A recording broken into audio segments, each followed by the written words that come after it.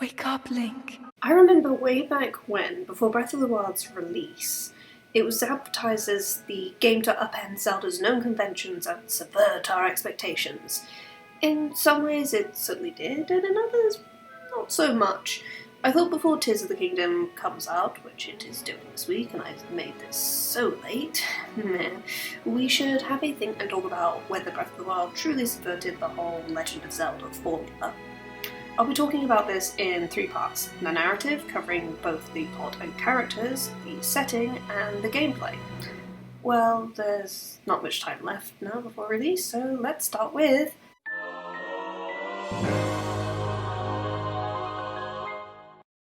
The plot truly at a base level is the usual Zelda fare. You, Link, are the chosen hero.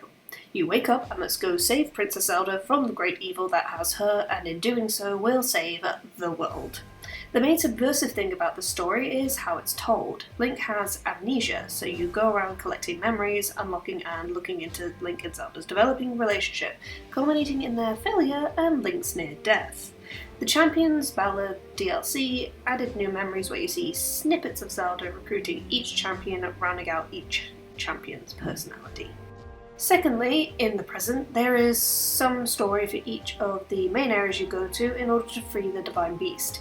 You discover that there is some issue there, you meet the dead champion's spiritual successor or familial descendant, and work together with them to break past the defences of said Divine Beast and enter it. You activate terminals, kill a blight, and free the Divine Beast and the dead champion spirit. You are thanked by said dead person and given their magical ability, then thanked by that area's village leader and given weaponry that was once the champions. The end times 4. You never really have to return to the area after that. Then, after that, you can go fight Calamity Ganon and have Zelda seal him away, then ask if you remember. Or you can just fuck around and find those 900 Korok seeds to get Hetsu's poop. There is no separation, no story arcs. The main interesting story of 100 years ago, the planning, the prepping, is done. You don't get to play out any of the past in a flashback sequence. The story of Breath of the Wild as a whole feels like it's stuck on just one act. Every other Zelda game has a feeling of progression, even if the wider world doesn't appear affected. Most games start with an exciting incident, followed by dungeons where you collect items to get to a certain goal. Thereafter, usually gaining the Master Sword or another significant story beat, you move on to the next lot of dungeons and collectibles in Act 2, culminating in the final act, which is your confrontation with the big bad at the end of the game. Even after defeating the 4 beasts of Breath of the Wild, it feels like nothing really has changed. Majora's Mask, a game that also has 4 dungeons, has a much more cohesive story that develops over time, but it still feels divided into acts. Act 1 is your arrival and helpless state as the Deku Scrub. Act 2 is freeing the 4 giants, culminating in the final battle. And this is a game where you are stuck in a time loop. In a sense, Breath of the Wild has you playing in what is Act 2 for all of the characters, and you just look back into the memories of Act 1. Kind of subversive, but not fun.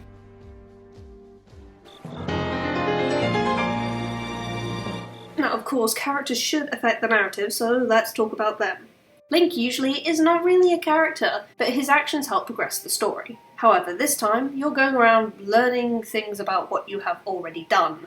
The focus on your memories that you share with the princess getting recovered shows that this game is really Princess Zelda's story, not Link's epic quest. In the memories, you learn that Zelda is actually considered a failure of a princess, as she has yet to unlock her magical abilities, despite training from a very young age. As such, she spends most of her time organising the champions and exploring Hyrule to understand the recovered Sheikah artifacts and monuments. She initially holds a lot of aggression towards Link as her chosen knight and hero, as he already has what he needs, the Master Sword and his skill. She in a sense is jealous and worried as, in his current state, he's a living reminder of her failure, not helped by her father being a complete ass with her since she hasn't gained any magical ability. Because Link doesn't speak to her, Zelda believes that he despises her, that he is resigned to assist such a useless, powerless princess. However, after saving her from a Yiga assassin, Link and Zelda's relationship changes as they open up to one another and learn that they aren't so different, as they have so much pressure laid on their shoulders. This is something that doesn't really come up so often in Legend of Zelda games, though I suppose part of it is because there isn't really much focus on the pressure put on the heroes and their internal monologue. In this case, it's even worse, as they are aware that the wider population is counting on them, since usually the Zelda NPCs have no fucking clue what's really happening or who Link actually is and that he's going to save them. In the end, Zelda does unlock her powers while trying to protect the wounded and dying Link as they escape the calamity, having failed. Zelda orders some Sheikah to take Link away to the Shrine of Resurrection to save his life, and then heads off to hold off Calamity Ganon on her own. Pretty badass, right? So, what's next? Nothing. Zelda is the one who calls out to you and speaks telepathically every now and then. Once you fight the calamity, she seals it away and she's fine. Just peachy. After 100 years. In the end, nothing has changed for her over the last 100 years after she gained her power. Her personality and her being the failure princess is interesting, given that most Zeldas are naturally gifted with their magic or just naturally amiable with Link. All of this backstory subverts this Zelda and makes her different from the rest of them. However, with this story being so focused on her, the fact that her story ends with her in limbo, not aging, still strong enough to seal Ganon in the end, that subverts the actual subversion, as confusing as that sounds, since Zelda goes back to how she nearly is always portrayed in the series as the powerful maiden, who just needs your help for some reason. It's only in the so-called secret ending, where her story finishes with her going to help rebuild Hyrule with Link and not being able to hear the spirit of the sword anymore. She's fine with the idea that she may no longer have her power anymore, finally able to accept that she won't have magic, that very specific magic that she was pressured and bullied over not having. The champions themselves could be considered a subversive element. A group of heroes composed of different races banding together to fight the calamity alongside the chosen hero and princess. It's quite different from the established norm of having just Link fighting against the big bad, perhaps with the help of Zelda.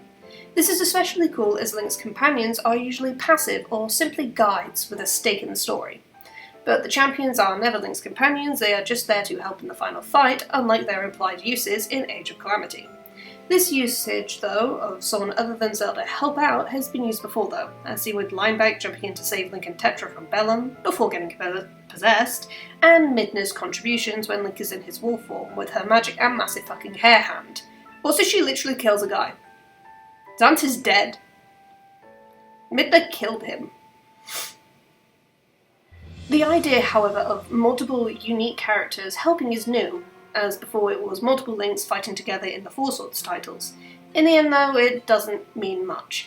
Their established abilities are used by Link only, and they don't show their excellent combat skills in the battle against Calamity Ganon. They merely shoot him with the Divine Beasts once, giving you a much easier phase 1 of the fight. I'm not bothering to go into detail with them, as while they are cool characters, they don't really add much to the main story in the present. However, this idea of a group helping Link out is not in fact new, so it's not subversive. A group of people that are still quite memorable and used in a similar way were the Resistance from Twilight Princess. The main difference is that these 5 people are all Hylians, with 4 of them being quite memorable. The Resistance is key for the second act of Twilight Princess once you get the Master Sword. They're investigating far-out regions of Hyrule, trying to bring peace to the land as a whole. Each of them is used in a story beat in the game. Telma, the leader and owner of the bar, where they base their operations from, appears in the first act, as she is helping Ilia, Link's childhood friend, and later invites him to the group after seeing his heroic capabilities. She then directs him to later companions after returning home, and helps him get Ilia's memory back. Oru, the least memorable character, helps you access the Gerudo Desert, where you learn about your new quest to fix the Mirror of Twilight. Ashe and Shad are actually part of quest lines you must do to access new dungeons and get the mirror shards. Russell actually appeared in the beginning of the game, being Link's mentor figure, but by the time of the Resistance, he functions similar enough to the other members, getting you to a dungeon to obtain another mirror shard. So the spiritual successors of the champions work in a semi-similar way as Twilight Princess's Resistance. They should be interesting characters interwoven with the plot. Prince Sidon has been looking for a Hylian to help the Zora quell Vah Ruta, as it is close to causing a devastating flood. Why a Hylian? Well, they need to use shock arrows to restart a electrical failsafe, and as an aquatic species, the Zora are weak to them and can't touch them, because electricity and water do not mix. Don't do it. Sidon is 100% supportive of Link once he recognises him as his sister's crush and helps him against the grumpy old Zora, who blame Link for Mipha's death so they can gain intel on where to get more of the arrows. Link rides on Sidon's back so they can easily travel close to the Divine Beast as Link deflects icy obstacles to restart the generators. He escorts Link to the entrance and wishes him luck. After everything, he thanks Link alongside everyone else. Yunobo is Daruk's timid grandchild who can use his ability. He is the Goron boss Bluto's assistant and is used as a cannibal to drive away Vah Rudania. By Link's arrival, he has gone missing looking for Bluto's pain relief. Link finds him trapped behind a rock slide and frees him with a cannon, so the painkillers can be delivered. Despite the painkillers, Bluto cancels the plans to use the cannons again to fend off Rudania because his back is fucked. Link goes to tell Yunobo the news and has to save him from monsters. Together, Link and Yunobo decide to sneak up Death Mountain, using the cannons to weaken the Divine Beast enough to allow Link to enter. When the beast is free, Yunobo sees his grandfather's spirit and waves to him, then informs Link that the boss wishes to thank and reward him. Teba is the current Rito warrior, the protector of their village. He's found at the flight range and has been staying there preparing for his own assault on Var Meadow, refusing to leave until the beast is downed. Link is challenged to show off his archery skills if he wants to join. Teba praises Link's skill and gives him a good bow for shooting from a distance, and some bomb arrows. Teba flies the pair up for them to fight the Divine Beast. They battle with Meadow, with Teba drawing the fire in order for Link to take out the cannons that form a protective barrier around the beast. In the fray, Teba gets hit, so he cannot accompany Link inside like he would have wanted. After the beast is free, Teba finally returns to Rito Village to recover until he can stand, and then takes his son to the flight range for training. Riju is the descendant of Urbosa and the current chief of the Gerudo, despite being a child still. Her people's relic, the Thunderhelm, was stolen by the Yiga clan, for which Riju blames herself, and on top of this, Vana Boris's lightning is threatening Gerudo lives. She allows Link to stay, despite being a man in a female-only town, since he is a champion and has the Sheikah Slate, making him very, very important. She is willing to give him the task of subduing the Divine Beast, but her guard advises her to test him with reclaiming the Thunderhelm. Riju agrees, as only the helm can withstand the lightning. After returning with the Thunderhelm, Riju wears it and devises the plan to damage the feet of the beast to stop the lightning. They shield surf with sand seals, while Link does the deed with Riju and the helm's protection. After the beast is quelled, Riju rewards Link with Urbosa's gear. She offers to lend Link the helm, only if he helps solve the problem of her people. After this, she gives it to him and declares he is a true friend to her people. So, from this, you can see that these are interesting characters who are quite involved in helping Link out. Each of them are quite distinct and unique, with nothing playing out in exactly the same way. But this group isn't really a group. They don't team up together at the end of it all. But is any of this subversive? We've had a temporary Rito companion before with Wind Waker's Medley, though she doesn't fight. There's always been quests related to Zora and Goron characters. Friendly Gerudo are not a new thing, but they haven't been the leader or as involved as Riju. This is all that's really subversive about them. They work almost just the same as any other important story NPC, just having small sections where they help or accompany you. The big issue with these new champions is how underutilized they are. Cylon, Teba, Riju and Yunobo are only used in segments of the story related to their people's divine beast. You may say, but doesn't Twilight Princess's Resistant work just like that? No, actually. I left that out on purpose. When Link storms Hyrule Castle, there's a cutscene where he is saved by others, and when you look down, you see the Resistance. Russell used a hawk to deflect arrows meant for Link, Ashe shot down the Bulman with her bow, and Oro used some sort of bazooka, I guess, to blow the Lizalfos. They saved Link, waved to him, and ran further into the castle grounds. You can take that as an implication of them handling any enemies left down there, giving Link a cleaner shot of getting to the princess at the top of the castle. The new champions do not turn up to help Link storm through Hyrule Castle. They don't help Link in the Divine Beast, and only Teba has a good fucking excuse not to go inside as he was already injured. Yunobo looked like he was going to, but chickened out at the last second after seeing the drop.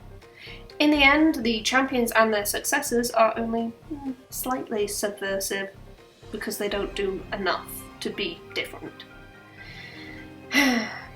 Besides, the main issue I have overall is how forgettable most characters are. The champions in Zelda are heavily featured in cutscenes that you can replay within the game, but they aren't physically seen in the game proper, which is ironic when they are characters that most people remember. And yet there's a disconnect because you never really interact with them, nor do you know if Link is fully recovered from his amnesia. Also, with the game allowing you to storm ahead without memories, without the beast, without the Master Sword, you can brush aside all of these narratively important characters and just go kill Ganon with your stick. Furthermore, the other side characters I find are also quite forgettable. Once you've gone through and completed a Divine Beast, you never really have to see them again, and they're not seen again narratively because they don't have any use. So once you're finished with the likes of Sidon, Teva, Regio, or Yunobo, that's it. They don't act as a spiritual successor beyond that. They don't become the new pilots of the Divine Beast. I'll be honest, I actually forgot a lot about Yunobo and Teva after my first playthrough of the game, which is bad. The NPCs are the most forgettable. There's a lot of the same models used, so even if they could have been interesting with an odd shrine quest and side quest, you don't remember them because they look the same as Mary Jane down the street in House Note or Billy Bob from Kakariko. The unique NPCs are often forgotten long after playing. It's only through fan art and replaying that you might go, oh yeah, that's the guy who sold Monster Much, and oh yeah, Impa had a cute granddaughter. You could go back to a couple of previous Zelda titles and probably remember a few NPCs that didn't have main plot relevance, but it's even worse when you struggle to remember the characters from the main plot. In some ways, people's ideas of what the story could be ended up being much more interesting, like the Blights being the corrupted corpses of the champions, since they do resemble them with their chosen weapons. Evidently, the story being told subversively didn't really work out in the end. Our expectations were dashed and we got a patched up, badly knitted sweater of a story in its presentation. There is such a disconnect between the stories of past and present where they should feel cohesive and related. In some ways, it feels like the hero of the Wilds is a different person than Princess Zelda's appointed knight, even though they are technically the same person, but I guess you can just explain that with the whole amnesia thing. Meh. Everyone thought we would play the story, learning about the past in order to save the present, but no. Or we could have started 100 years ago as Zelda's knight, play through her quest, fail, get resurrected to finally end it all. This second idea would have fixed a lot of the issues with the characters and the pacing of the story. Link of 100 years ago wouldn't feel like a different person. We'd feel better connected to this much more developed and interesting Princess Zelda, as she wouldn't be shuttered behind a few cutscenes where we'd see their relationship flourish more naturally as the game progresses. Because I remember a lot of people did not like this portrayal of Zelda at first when the game came out, and the appreciation of her came much later because people just didn't like her aggressive behaviour and then all of the crying. Yeah. The champions wouldn't be these distant, interesting characters who a lot of NPCs are sad about them dying. We also would be sad at their death. Sure, the amnesia story may no longer have worked, but with this gone, we and Link would have much more of a connection and reason to reclaim the Divine Beasts, to free our captured friends, and to save Zelda overall. Think about previous games like, well, the aforementioned Twilight Princess, where Link started this quest to save his childhood friend and all of the village's children. Wind Waker, Link has gone out into the world to save his sister.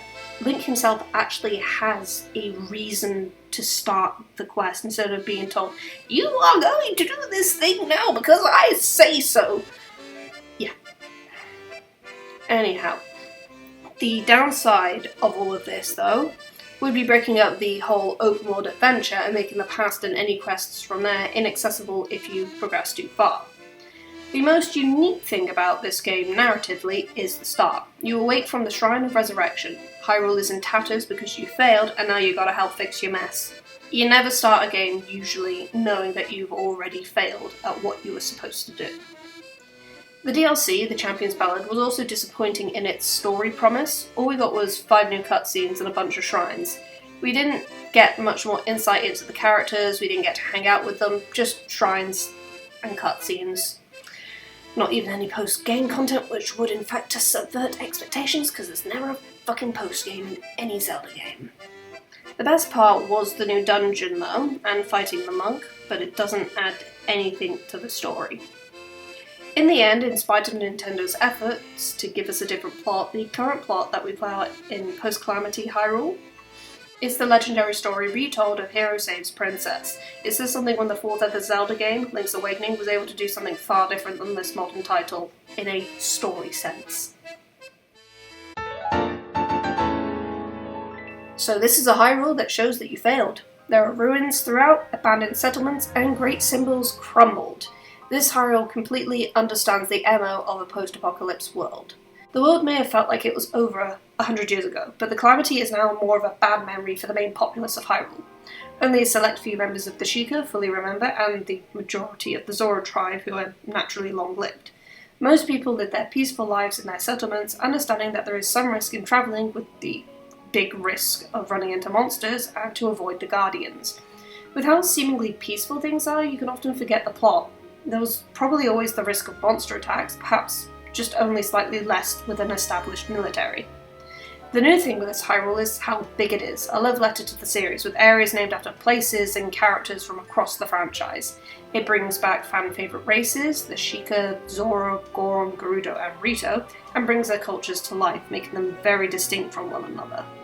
Hyrule is alive, not just with its people, but with a variety of animals and critters. Hyrule itself is filled with a variety of landscapes and environments, and lots of cool small details. But none of it pays off in any sense to the story or anything. It just looks good and leaves thoughts and mysteries, like all of the Zonai ruins and the labyrinths and the 7, but wait no, it's 8 heroines. What's all that about? We don't know. In the end, all you find in Hyrule itself are resources, enemies, shrines, a few towns, a person every now and then, maybe a Yiga trying to kill you, and the fucking Korok seeds. Yeah. Is the setting truly subversive though? Not overly. Wind Waker is set in a world that is also post-apocalypse. The only difference is that all traces of the prior kingdom are completely gone, buried in myth and legend.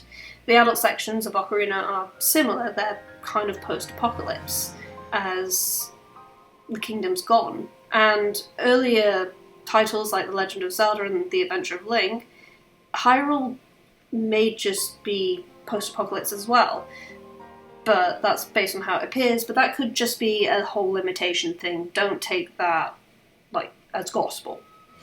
Skyward Sword is also similar. The Highlands were sent away to safety from the dangers of Hylian Demise's destructive battle. The world below is now post-apocalypse. Pretty much, a world destroyed or a diminished society is not new in the Legend of Zelda series, sadly. So, it's an improvement, certainly, but it ain't subversive.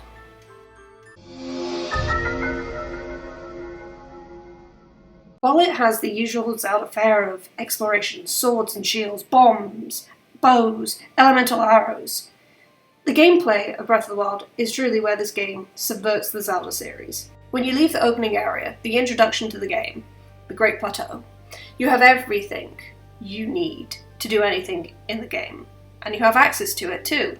You can climb almost any surface. Your limit on your capabilities is based on your armor set, hearts, stamina, and how powerful your weapons are. And you can grab better armor sets if you have the rupees, or just find them somewhere. You can get powerful weapons if you just know where to look.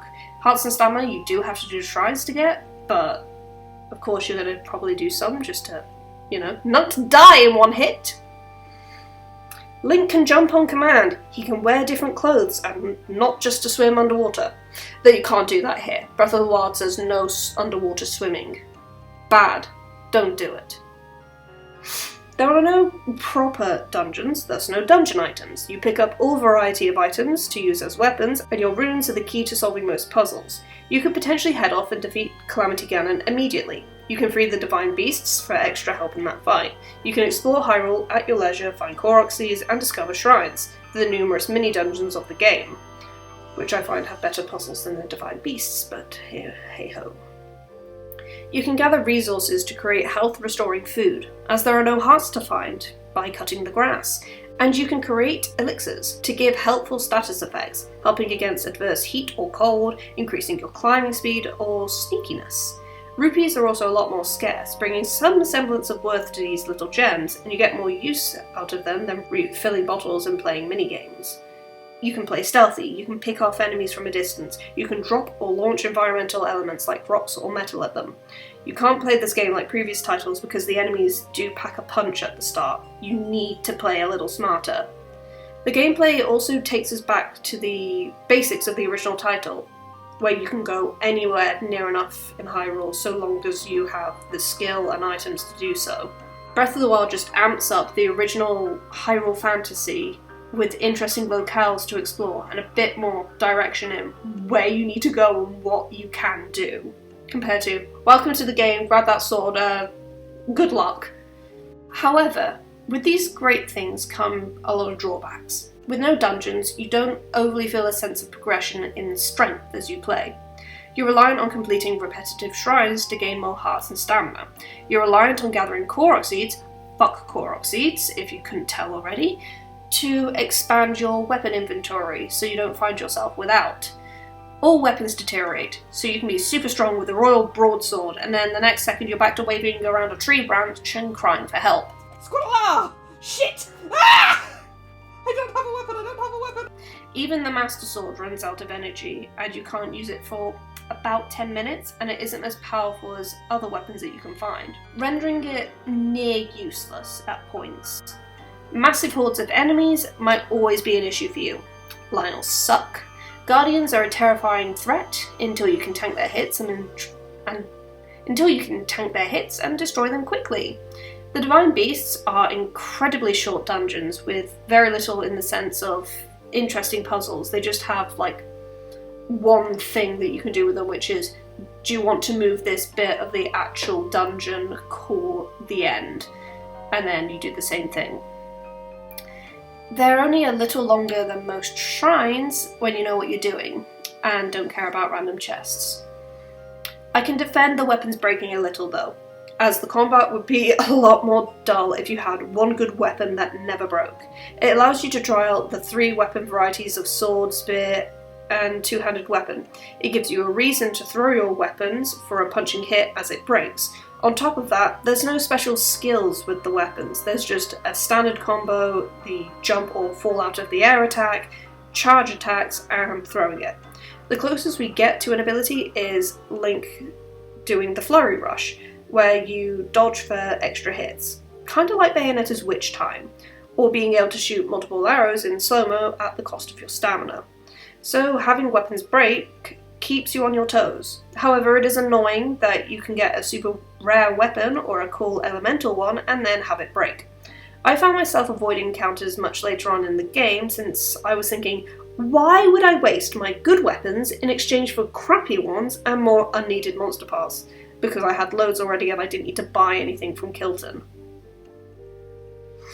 Speaking of monsters, the variety is lacking. Zelda games usually have a great variety with their monsters, having some common ones that you can find almost anywhere, but then have regional, environmental, and dungeon-specific ones. Here the map is mainly filled with bokoblins, moblins, and the Zelfos, with the undead star variety of them at night, which are really annoying. Even with the Malice, it just spits out the cursed heads of these 3 guys. It gets so annoying fighting the same thing over and over, with the only difference being their colour, meaning that they give out and take more damage, though the Zelfos do have some slight elemental variations. Still, same guys. The Lionels do work on a similar basis, but they are a bitch to kill and can be interesting to fight because of that. Then you have enemies that are slightly different based on their environments, with Pebblets and Octoroks. Then you get the elemental enemies of Keys, Choo-Choo, and Wizrobes.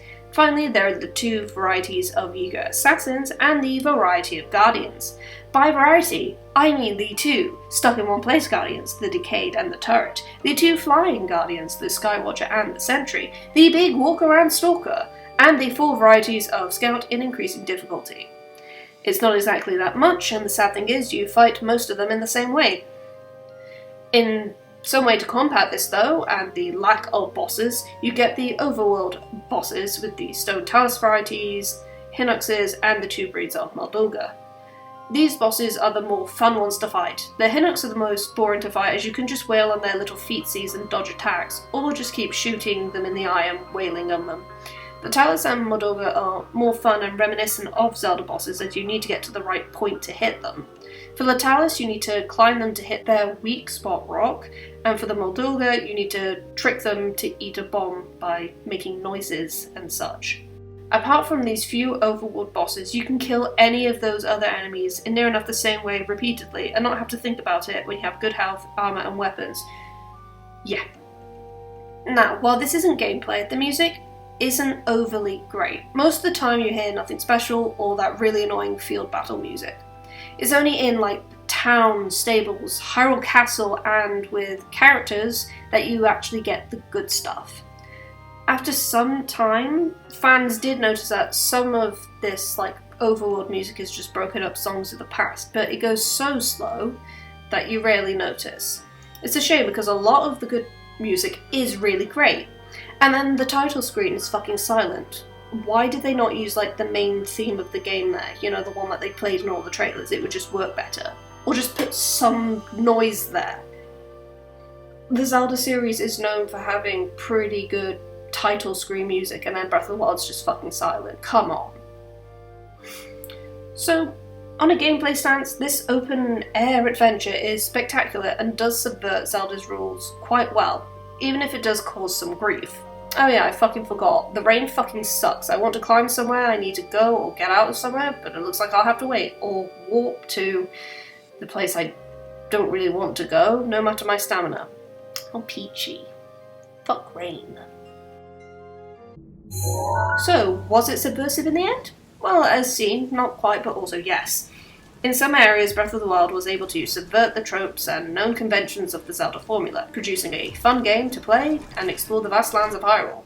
On the other hand, it's been bogged down in more recent years by criticism of it having a poorly presented story, lackluster enemy variety, and dungeon environment variety. And I get that. I really do. But I still like the game, even with my criticisms, since it's fun to play. But it's definitely not my favourite Zelda game by far. This video was pretty much me just looking at the game and seeing if it lived up to its expectation, and what it was being sold as being. It did in some part, and not in others. And now I do actually agree with the adage that it shouldn't have been as highly rated as it was, but I guess everyone was just so impressed with the gameplay that they ignored near enough everything else. Looking at Tears of the Kingdom this close to release though does give me some hope.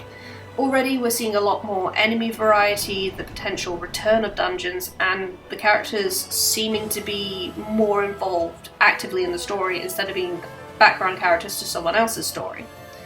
Sadly though, I am holding my breath on the story aspect. It looks like it's shaping up to be something interesting, and is implied on various websites to subvert the known story already, as Link is apparently meant to uncover the mystery of the whole legend, but what that could mean, I really don't know. There are theories, but I fell into theories in Breath of the Wild and got very disappointed. I'm trying this time to just enjoy the theories of what could be for what they are, while tempering my expectations after the last disappointment. So, Breath of the Wild was subversive in gameplay, but in most other things, not so much. And this was Lime's analysis series returning, where I don't talk about Princess Peach. I promise it is coming, same as reviews and stuff. Dragon and I just are busy, and I don't have the time to edit reviews. This was hard enough to do in the space of 3 days before release. Fun. And now I'm going to go because I need to go cry about how I don't have the game. Zelda. Toodaloo. Lime out. We rely on your knight, and that legendary sword he carries. Our last line of defense will be Link.